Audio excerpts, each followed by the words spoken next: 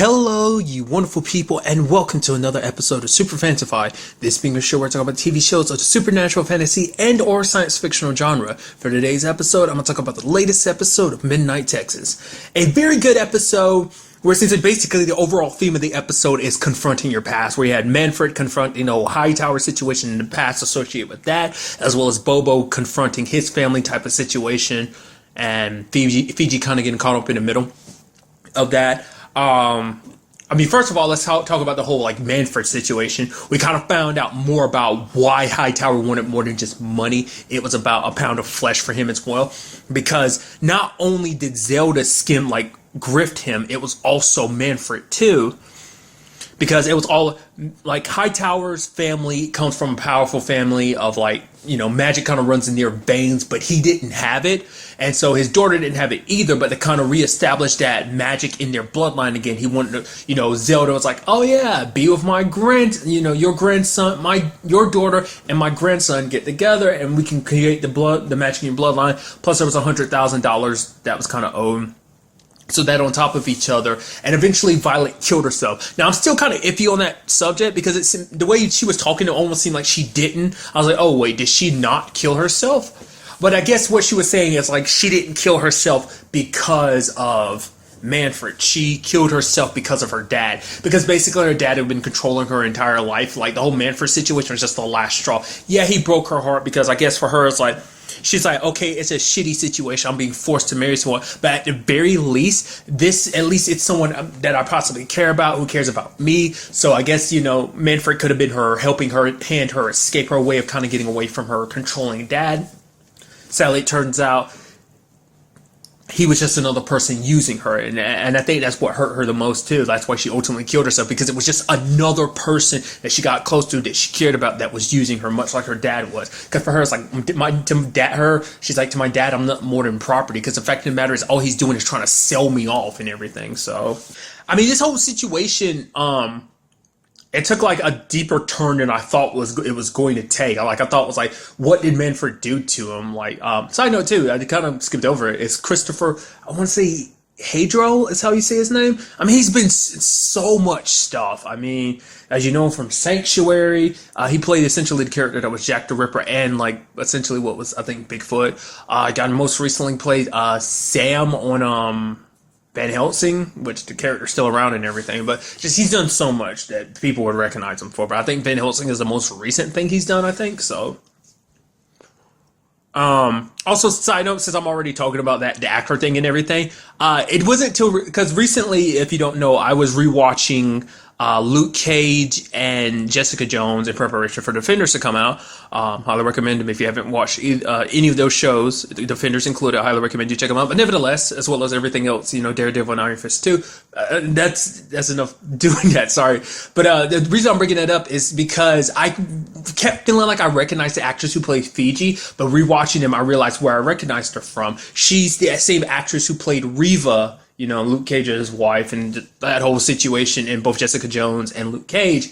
It's that's where I recognized her from. I was like, oh my god, that blew my mind. I was like, that's why you look so familiar. I might have seen her in other stuff, but those are definitely what I think, or what I was thinking of at the time. Nevertheless, kind of getting that out of the way. So, that whole situation with Hightower did teach us a little bit more about how things work. Obviously, more about magic running and bloodlines, but it also seems if you, you can kind of give yourself magical powers if you, I wonder how does that go about? I guess it's some dark arts type of stuff, because basically he sacrificed one of his eyes to be able to do what he does. It seems like his magic is allocated specifically to glass because he breaks it. I don't know if it's some kind of form of it seems like his telekinesis in general, but the way he used it was mainly on glass. I wonder, was it specifically glass, or did he just use it because that's a lot easier means of using the telekinesis, is breaking glass and using it as projectiles, so it makes you wonder, will that element pop up more, other people sacrificing stuff to get magic, it's kind of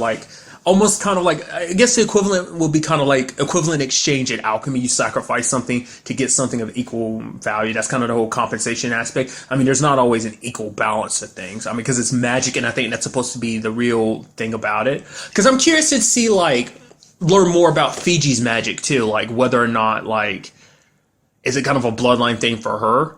because it is for Manfred being able to do, well, that's what it's something I kind of brought up in the previous episode too, is I'm curious, will his magic advance beyond just seeing ghosts, because like I said, we saw with Zelda. Zelda could do other stuff, but maybe that's just because she learned. I would think she would have taught Manfred some stuff here and there. Maybe she did, but maybe he hasn't really had an opportunity to implement it. Or maybe it's just like that ability doesn't pass on to him. Maybe the magic takes a different form depending on the person. Maybe it's one of those situations where the magic has to fit the person's personality or something like that. So Manfred got stuck seeing ghosts and spirits. But any other person, maybe like if he had a sibling, that sibling would end up having powers differently. And now that we're on that subject, and it kind of ties into Bobo, like a reason why this subject gets brought up, we don't know anything about Manfred's like actual parents. Like we know about Zelda, but she's the only family we really know about. We don't know about his mom and his dad, if he actually does have any other siblings, if he ever did, So that's still something we have to be, like, I'm curious to see whether that'll come up or not. It is kind of sad the way things did end with Hightower, like with his daughter Violet trying to possess him, but Manfred kind of pushes her out. I'm assuming that's him lying, saying that she moved on. It's like she didn't, because neither one of them could let go of their pain. Hightower, everything that he lost, Violet, everything she kind of had to deal with in her life, her anger towards her dad, Manfred, everyone, just for like constantly telling her what to do, kind of treating her like, once again, nothing more than property, that, she was a means to an end. But Hightower ended up killing himself, which immediately makes me think Manfred might be crossing paths with him a lot sooner than he might think, like in the sense of like, especially since it all happened in midnight as well, and especially with the veil being as wonky as it is, it being so close between life and death, like between this world and the next there anyway, and even more so with things kind of like veil getting thinner and thinner. It makes you wonder, is this going to be a situation where death isn't always 100%, doesn't stick all the way in this particular series? But we'll just kind of have to wait and see on that front, whether or not he comes back to haunt Manfred from time to time. It's like, because especially with this particular situation, we saw it in the first episode, but it hasn't really kicked back up subsequently. How like basically the spirits kind of go a little rampant because of the whole veil situation. So I'm surprised like Manfred's powers haven't gone like crazy out of control, like him seeing spirits everywhere like all the time and can't really shut it off. Maybe that's something we'll see kind of coming in the coming future, because there's that moment at the end of the episode that shows like the crack getting worse. So I guess that's kind of like the veil breaking down, and whatever monster it is that was coming towards him and that kind of has a grip on Fiji to a certain extent.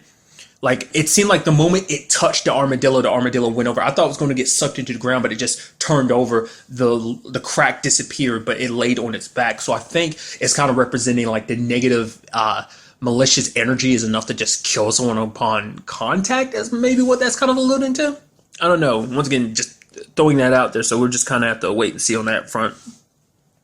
I'm actually surprised things ended as positively as they did for Creek and Manfred. It's kind of, like I said, it's kind of interesting because both were like reflections of each other's stories, each one dealing with their own past and kind of a similar situation of like, oh, what's the relationship like afterwards? Obviously, Creek was super upset at the beginning because it's like, my dad said you were a bad guy and to be wary of you, and now you proved him right. That's what made her most upset. It's like, yeah, I get it. You did a terrible, terrible thing, but it's like, the thing is, if it was a bad thing, sure, stealing money from someone, okay, like I already know your family kind of steals money from people, you're grifters, sure, but to go to the extent that breaking a woman's heart to the point she kills herself, which it's partially Manfred, but it's also partially Hightower, but it's still a situation where even Manfred's like, yeah, even if that is the case, I still played a part in her doing that to herself, so I still hold responsibility. I'm actually surprised the whole Hightower situation has been dealt with. I mean, granted, dealt with, we don't know, but for now it seems like it's done, and that kind of took me by surprise. Like, I thought that was going to be like maybe some season finale thing, but I guess it's like,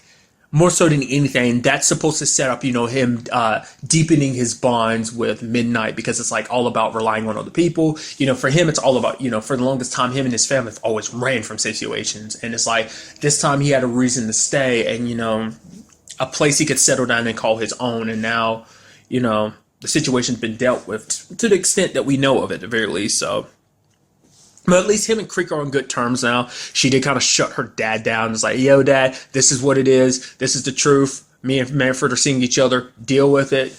Which, still want to know, is it just him being an overprotective dad, or is there more to it? I feel like there has to be a lot more to it. But once again, a lot of stuff we'll just kind of have to wait and see. I also appreciate the fact that Olivia came and helped him with this entire situation. Granted, she only, like, in her mind, she kind of cares.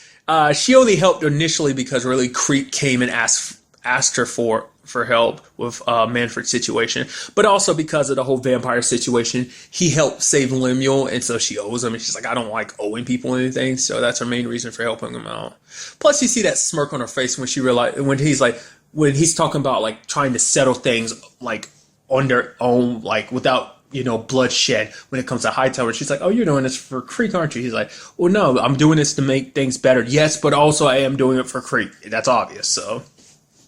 But getting to Bobo's side of things, last week's episode did tap into the fact that Bobo is in fact part of this world. Now, whether he was never like a son of Lucifer specifically is what I was thinking. Like, I guess I can make the. It's essentially like if you're familiar with the show Banshee, I was thinking Kirk from Banshee. Like he pops up in like the second half of the third season or something like that. Basically, I thought it was about him. Like kind of Kirk had a similar situation where he has a family situation associated with something like that, but he kind of like backed away. I thought it was exactly like that, but it seems like Bobo's situation was a little bit different. It was specifically his parents. His parents were rich, powerful, and connected. They were the right white supremacists, and so that's why he was kind of like, it was an association thing because his parents were associated with him, and because it's a family thing, he never actually participated into it because Peter kind of threw it in his face about like a church in Georgia that got blown up, but it wasn't like Bobo was 17 at the time, and he only found out like before it was too late, so he wasn't able to really stop it. So he ended up leaving his life behind, which like even Fiji was like, I thought your parents were dead because you never talked about them and everything. So it does beg the question, like this, I mean, go ahead and say it, but everything with the Sons of Lucifer, at least around Midnight Texas, have been dealt with. But at the very least, we still have the situation of his family. I'm sure they're alive and well, and I'm curious if they're going to try to track down their quote unquote traitorous son. Maybe word will get back to him, because it seems like that's what this whole situation was about when it came to Aubrey. They found out who Bobo was. Bobo took a lot of stuff when he left. He left, like, he took a large amount of money. He took a lot of their weapons. It's not exactly what I painted it last episode, or not last episode. No, yeah, that was last episode. I was thinking, like, maybe they were, like, specifically, I was like, maybe they're not white supremacists, which turns out they are. I made the agree. I was thinking, like, well, maybe they are, but at the very least, maybe they hate more than just, someone for being a different ethnicity. Maybe it's also because of someone being something else entirely. I guess arguably you could say it's both at the same time, but nevertheless, like, I thought they had like some big weaponry that they were going to use to blow up Midnight specifically, but it's like, no, they just had powerful weaponry to kind of go off and do terrible white supremacist shit, essentially. So, and Bobo like had a lot of that stash. I figured it had to be like weapons or something like that. I kind of thought it was like with some crazy weapon, like one specific weapon, like a bomb or something. But it's like, no, like a whole arsenal. So that kind of got dealt with because Bobo blew it up though. But also, side note, I brought it up earlier about Fiji's using her magic and stuff like that, learning more about it. It's kind of interesting seeing her kind of use her magic in the sense of, like, she was able to create, like, an air bubble for her and Bobo by taking all the surrounding air, and it kind of looked like, a bubble like you would blow with bubbles. I thought that was kind of interesting, and it just looked kind of beautiful the way it was constructed and everything. It is interesting learning more about, like, I mean, it's magic, so I shouldn't be too surprised at her kind of being, like, injected with a patch on her that's essentially more powerful than morphine will kind of make it hard for her to concentrate to really tap into her magic, so. I'm also curious to find out more about her familiar, because her familiar actually went to Bobo to warn him. He was like, whoa, you're a talking cat. He's like, yeah, we ain't got time for that. Them blowing up your shop and everything, that was just a distraction for them to grab Fiji. So that was kind of interesting. I'm curious to find out more about familiars in this universe. Is it like, was he actually a human at one point in time, and because of some curse or whatever, maybe it's like some curse that Fiji's family put on him and made him kind of serve them. Maybe he was a screw up. Or maybe he's part of Fiji's family and he was a screw up and got turned into a cat. Or is he just a talking cat? Like, he's a cat, and like, how does the mysticism behind that work? Is he just like a magical talking cat, or is there like some kind of like curse behind it or anything like that? I'm very interested to find out. It's probably most likely the latter and not the former. It'd be cool if it was the former. I always think something like that where someone's like cursed to be in a specific form. Kind of adding more to my weebishness is like, best example I can think of is like Fruit Basket. Isn't it Rio or is it Rio? I think it's Rio. Like he was kind of it's a whole thing. Without diving into it, there's a similar situation kind of with a family in that this anime slash manga series Fruit Basket. Nevertheless, I'm going off book here, so I apologize. Really quickly too, bringing up Lemuel kicking ass in this episode, taking down pretty much everyone by himself. It's kind of interesting too because we also kind of got to learn even more about vampires in this episode to a certain extent, because we learned that vampires can take quite a beating. He took a whole bunch of rockets and a whole bunch of gunfire. He was kind of riddled up a little bit, but he was good. I mean, granted, he needed to be patched up a little bit, but it wasn't enough to really slow him down. So it shows you even more so like vampires are pretty damn durable. Like they're more often than not, they're pretty durable anyway, but you kind of go like after everything he got hit with, like they still be going. Like that's pretty impressive. It does beg the question, is it because it's Lemuel or is it just vampires in general would be like that anyway? I feel like bullets and grenades, I mean rocket launchers and stuff like that would be enough to kind of slow them down, like badly injure them. It seemed like Lemuel kind of walked away pretty intact in that whole situation. There was some, he ended up getting bandaged up and everything a little bit later on, but it wasn't like that bad. So, and there was kind of an interesting development too, is the fact is that Peter kept telling Bobo, it's like, oh my God, it's because of you that Aubrey's going, and Bobo had to keep being like, I didn't kill her. Because, Bobo kind of had the idea that, it was like, oh, because of the whole Aubrey situation, she was sent a spy on me. She actually had feelings for me and Peter didn't like it and killed her. But it's like, no, Peter definitely didn't kill her. Which still begs the question, who killed Aubrey then? It had to be like whoever it was, they disguised himself as one of the sons of Lucifer. So either it really was a member, and once again, maybe that'll tie into Bobo and his family or whatever. Granted, we know about his parents. Granted, we don't know, he might have some siblings or something that might come back full circle to kind of bite him in the ass with this whole situation, especially Midnight, in particular. It might draw a lot of attention towards Midnight, but nevertheless, I'm curious, was that person, because the fact is that they wore that specific mask and everything covered up so much of their face. I feel like if they were a son of Lucifer, they wouldn't have covered up their face like that. Like, they wore that specifically to make her think they were a son of Lucifer. At least that's what I think. So it does beg the question, what was this all about, If Peter didn't do it, which I really believe, for a while I've kind of believed that he didn't do it because he so strongly believed Bobo did it. But then I started thinking like, this isn't about Aubrey's death. This is about the fact is that I was like, he killed Aubrey because the fact of the matter is because of Bobo. Because Bobo was who he was, and now he turned his back on him, and at the same time he had the audacity to be with Aubrey, and like, that's what I thought on some level. I don't know.